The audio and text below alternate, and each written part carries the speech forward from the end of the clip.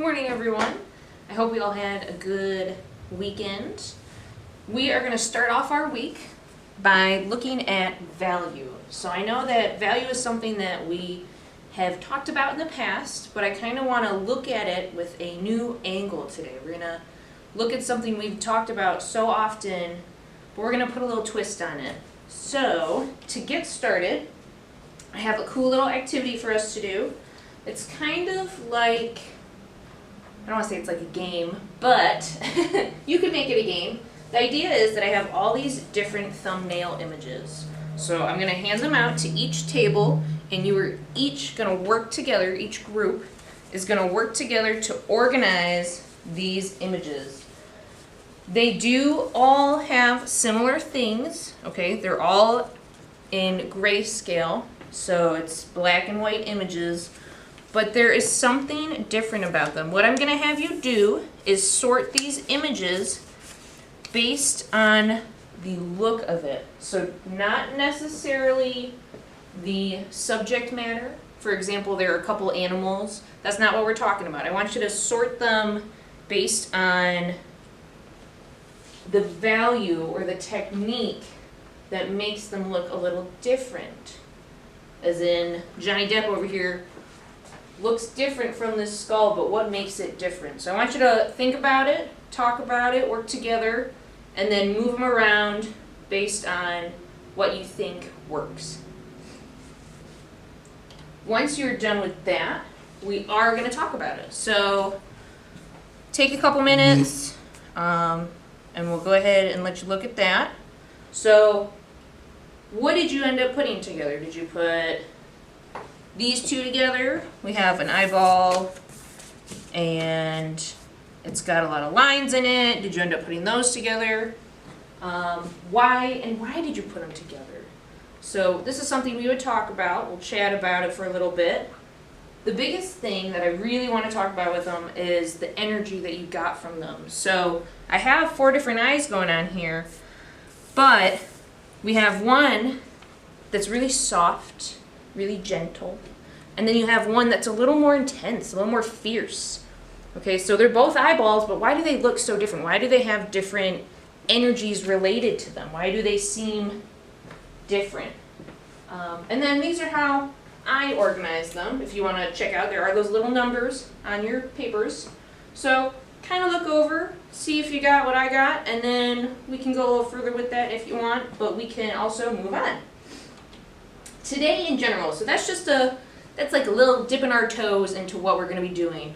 We are going to be going over different values, right? So we're talking about value overall, but we're going to talk about different techniques that can apply value. So our goal by the end of this lesson is to be able to enlarge an image using a grid, which we should already know how to do. And then we're going to choose whichever favorite technique we figure out, and you're going to apply that to the image. First thing that we did is already done. Check off of our list here. Organizing images. We're going to just review value. Again, we've talked about it before, but I just want to go over it one more time. Then we're going to really get into the techniques. We have 4 that we're going to go over specifically. And then we're going to go through some examples. I have a historical example. I also have a piece of art that I made a very, very long time ago when I was in high school. But I kept it because it's a really good example to see what's kind of right and wrong about the technique. Then we're going to talk about contour drawing, which we've also already done before, but just a little review.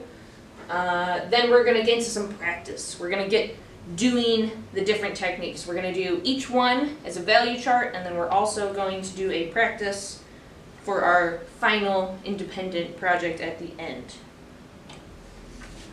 So what is value? Value is something that we see every day without even thinking about it. We don't really, well, you don't have to think about it because you're so used to it.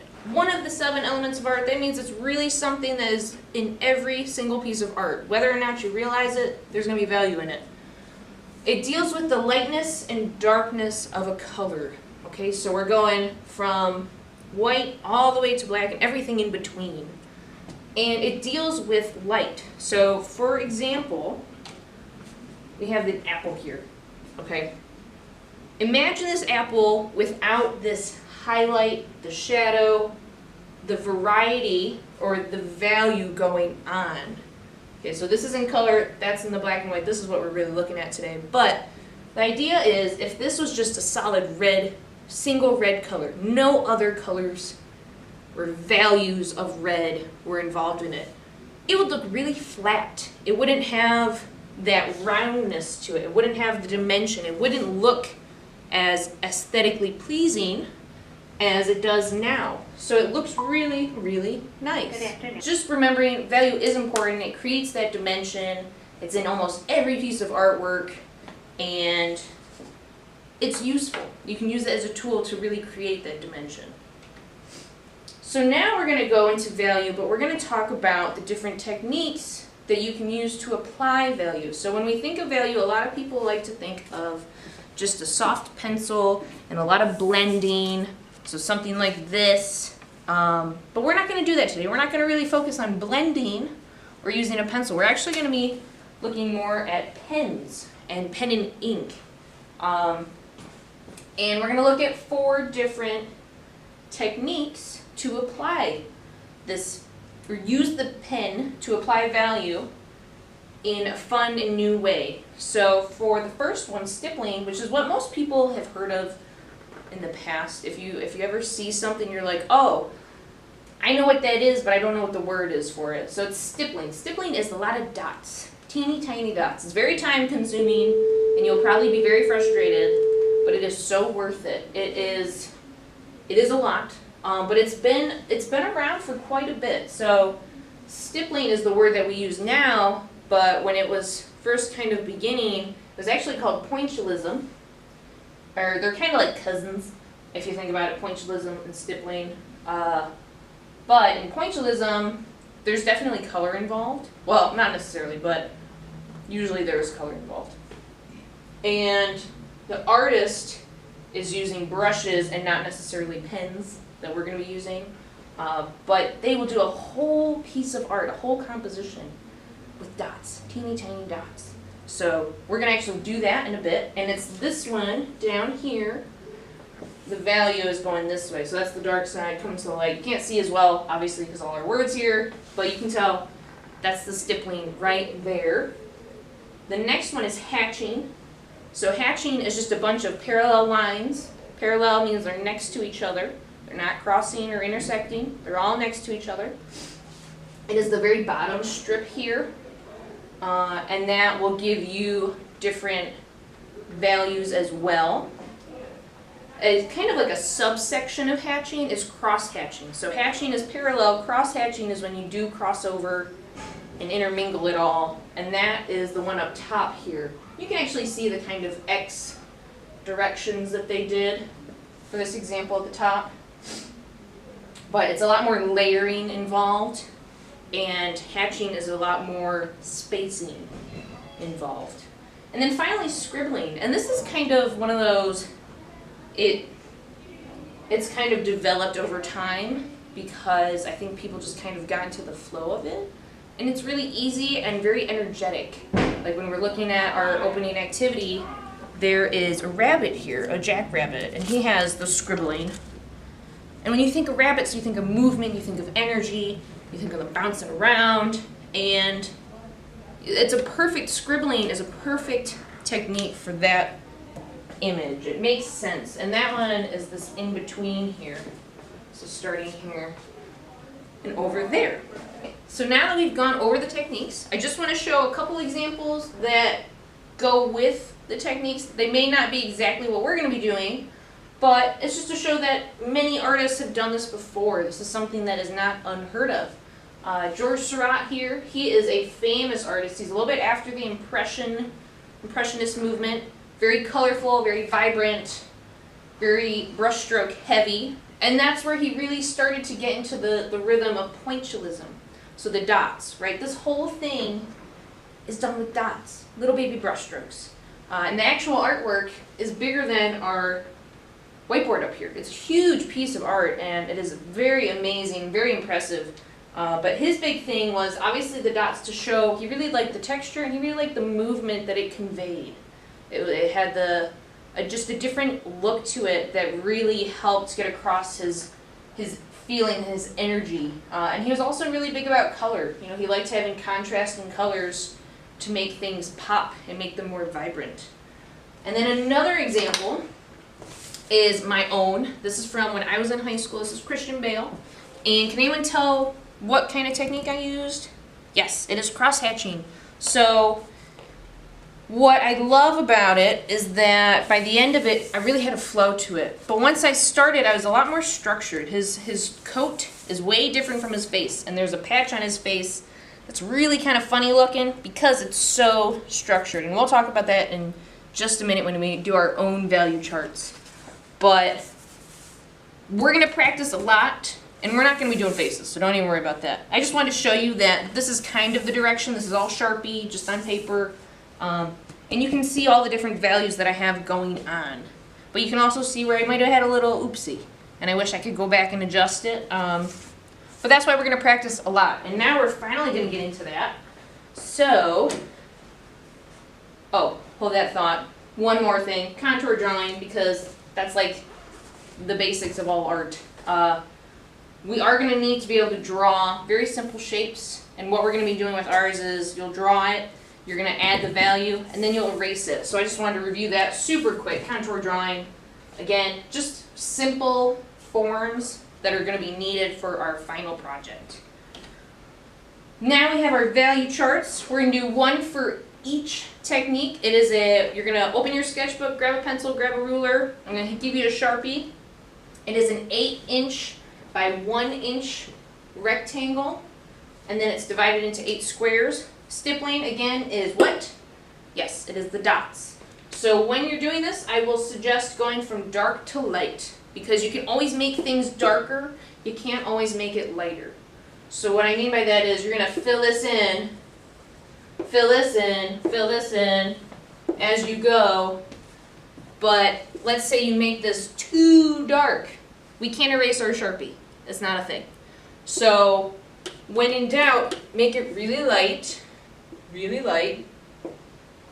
and then we'll make it darker if we need to. Okay, stippling, the biggest thing about stippling is its relationship to all the other dots. So the more condensed, lots of dots, the darker it is.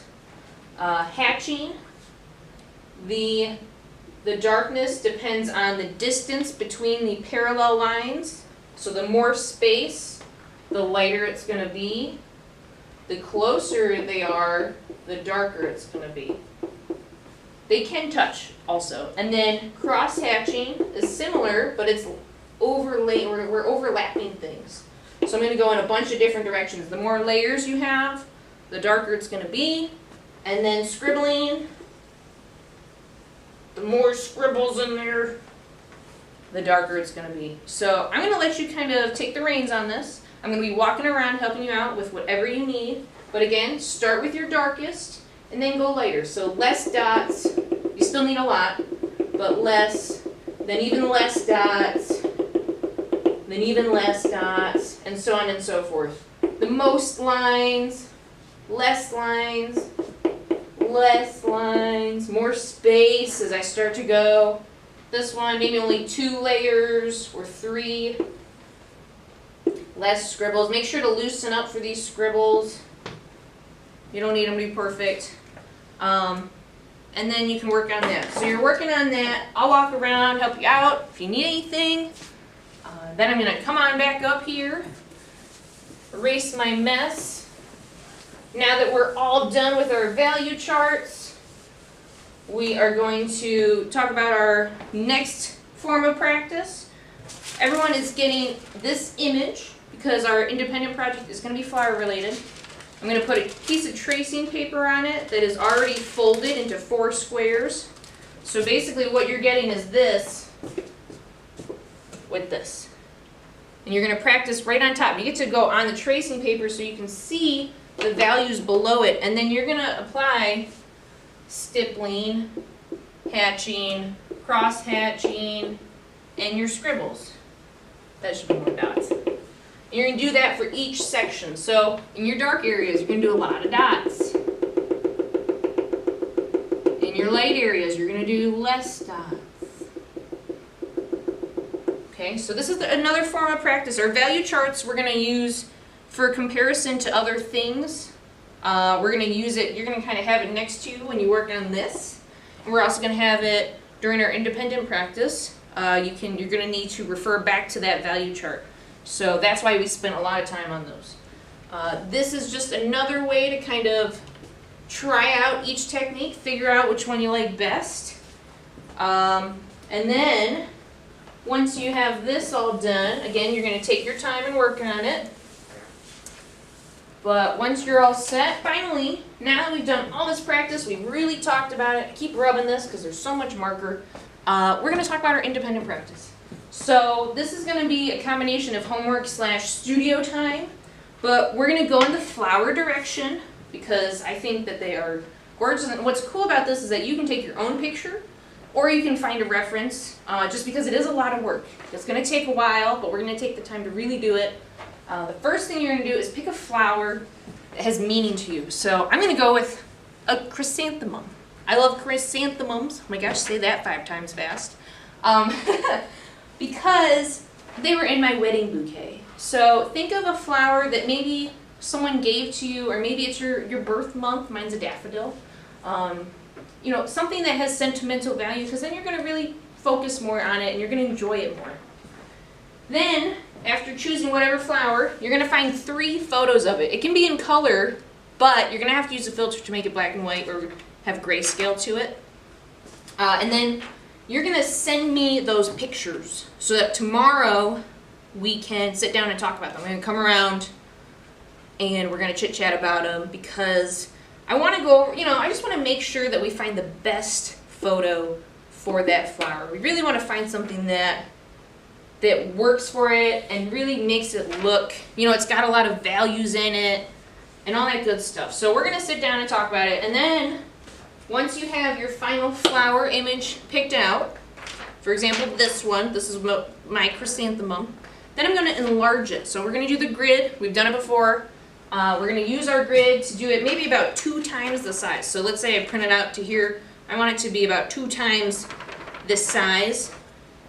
And then you get to choose whatever technique you found to be the most effective. Maybe, you know, for a flower that has, this one I keep on thinking stippling because it's very soft, but like a sunflower, you might want to do hatching because the petals are really long, and maybe you could do a combination of hatching and stippling in the center. That's something that we can talk about when we sit down and look at your pictures. So when you find the pictures, kind of think about what technique would look best, but also think about, you know, if you had a really hard time with one, I don't want you to pick that. Pick one that you're comfortable with, that you know is going to look great. If you want to challenge yourself, though, pick one that maybe you thought was a little tough, but you'd like to work on. So it's totally up to you. I want to make sure that you do what you know you can do. And then before you go home, I just want to do a little closure, reviewing again the 4 different techniques, which is the stippling, hatching, cross-hatching, scribbling, and just the idea that it's still value. We're still talking about value, something we've seen every day, but they each have different emotions that kind of go with it. So what I want you to do on a Post-it as you walk out, go ahead and think of 2 different things, maybe 2 different activities that you like to do. So maybe like soccer and theater, and think of a picture that you might have and what technique you think would look best with that. Okay, so soccer, it's very animated, you know, motion heavy sport. You know, is there one of the 4 techniques that you think would go best with it? Or maybe 2, you know, maybe you're like, well, I think this could work, but I also think this could work. Just let me know. Write it on the Post-it, stick it on the door on your way out, and then tomorrow we'll come back together. I'll sit down with you, and we'll go over the different flowers that you have, and we'll pick out your final image that we'll enlarge and do our final project using our awesome new techniques that we learned. So have a good day, and I will see you tomorrow.